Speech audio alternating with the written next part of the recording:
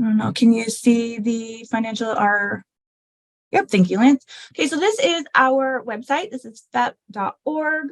And you can see, you can learn more about us and sign up here to join our newsletter.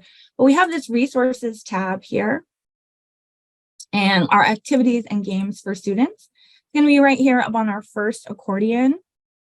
We also have adult and parent resources, and educator resources is where you're going to find the majority of the materials that we have been developing and packaging for different grade levels, different bands, and different topics.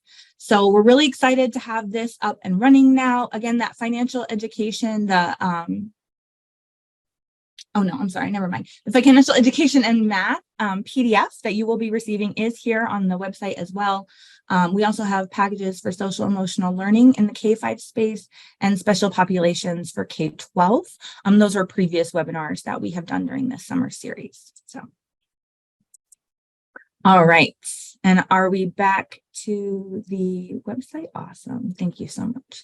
So yeah, just wanted to take a chance to show off some of the things that we have been doing at FEP with the resource packages. Would definitely encourage you to take a look at those. And then also, if you do have time, sign up for that newsletter. We're always doing new and exciting things here at Financial Education Public-Private Partnership, and we'd love you to be a part of it.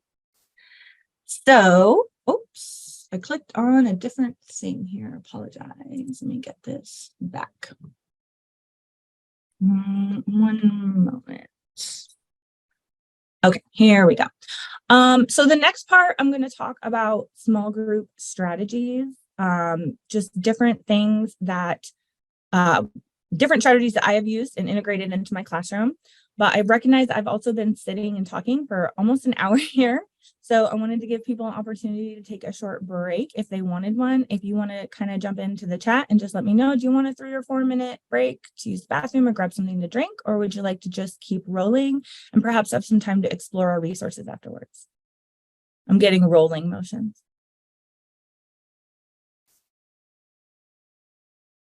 Keep going. Everyone's good with keep going. Awesome. All right. That's the majority, unless someone comes through here. Awesome. Okay, we're going to keep going. Amy, with some. Yeah. Digital games and activities is still showing as the slide on our end. Thank you. I'm having some. Okay, here we go. Interactive small group strategy. Okay.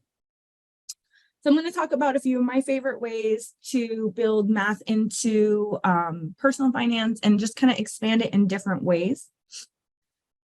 First one is estimation station. I don't know about you. My students were so bad at estimating. It was just a skill that they either nailed or didn't nail. And then it was done explicitly teaching it, and then we had to move on. So they either had the skill or they didn't have the skill. And it's such an important skill when it comes to logic and mental math, and just knowing if you're in the right ballpark when you're coming up with an answer. And so I developed an activity we called Estimation Station. And the way it worked in my classroom was we set aside time every Monday to estimate something. Students could make their guesses throughout the week. And then the following Monday, we revealed the answer. And I ran a classroom economy, so they got a little prize for it. But this can be a warm-up. It can be a weekly community builder. If you are doing a PBIS system or you use Dojo, this can be a great way to integrate other classroom management systems as well. My setup was very simple. I was not trying to make this complicated. So I just had like a half of a gift box and some Post-its. That was as big as we got here.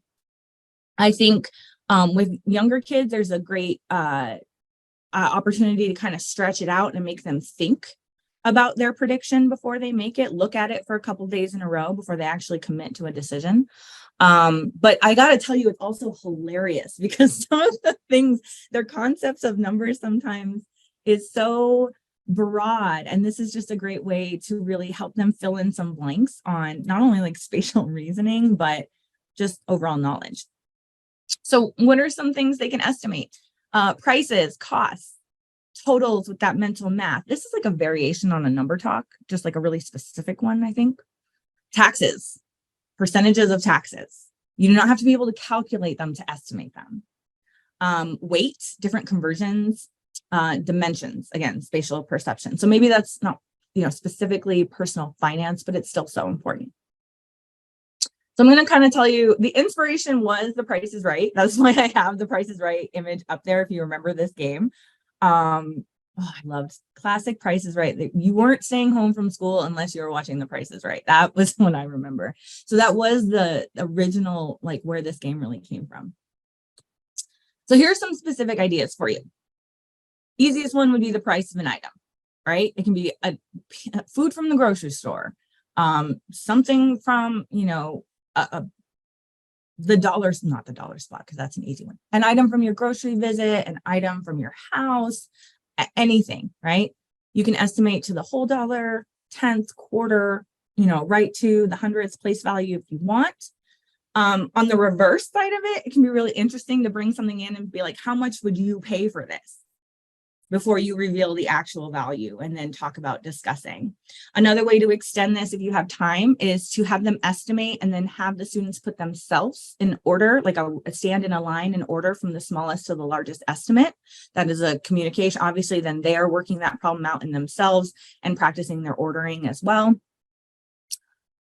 So I would sometimes pull kids up and do like an actual Price is Right one, where they had to write on a whiteboard the price, and everyone else in the audience could kind of yell out their advice as well, which was sometimes fun.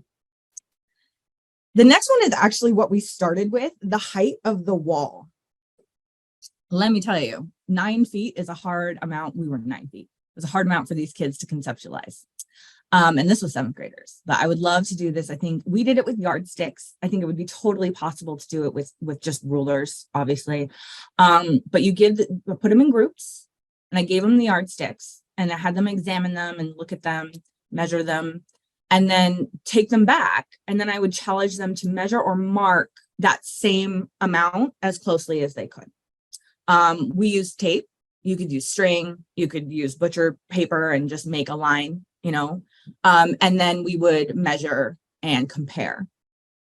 I love this. Then we went outside and looked at the cell phone tower that they built in our playground, and it was 65 feet tall. And then we estimated that height as well. So building these skills upon each other. The total of a receipt pre or post tax. I got a lot of mileage out of this one. Bringing in receipts, obviously protect your personal information. Obviously make sure that the correct things are blacked out with the pen to make sure that, your personal information is safe. But asking students to estimate a total bill by rounding and using that mental math, whatever strategies they want. If you want to start by letting them use the paper, you can. I always wanted to encourage them to use, even just finger strategies, mental counting, working with a partner to try and keep track of the numbers. If you got a long receipt, it's a challenge. This is great for gas too. I don't know why. I think it was because it was in the news so much. But like, these kids have heard their parents or the adults in their life complaining about the price of gas at this point. So for some reason they really connect to that. I could tell them the gallon and have them guess or how many gallons I bought and the total, and they would have to guess the price per gallon, or tell them the price per gallon and be like, hey, I filled up my 16-gallon tank. What's the total cost? So a lot of great rounding there. And again, recognizing that taxes is something we have to integrate into our consideration when we are making purchases.